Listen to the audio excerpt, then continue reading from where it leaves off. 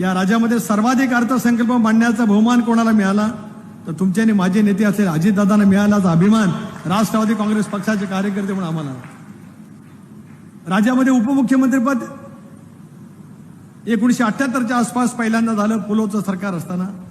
त्यानंतर इतक्या वेळेला उपमुख्यमंत्री पदाची शपथ या राज्यामध्ये कोणी घेतली असेल आणि जसा सचिन तेंडुलकरचा विक्रम कधी मोडला जाणार नाही तसा दादांचा उपमुख्यमंत्री पदाचा आणि अर्थसंकल्पाचा विक्रम सुद्धा कोणी म्हणणार नाही.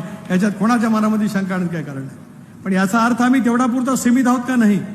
आमच्याही मनात आहेत, राज्यभरातल्या जनतेच्या मनातल्या अपेक्षा आहेत की दादा राजाचे मुख्यमंत्री त्या ठिकाणी व्हावेत. ही आमच्या सर्वांच्याच मनातली इच्छा आहे. पण आम्ही राजकीय वास्तवात यावं. राजकारण संख्याबळ आणि त्याचबरोबर ती दादांची कमालाची कष्ट करण्याची त्यांची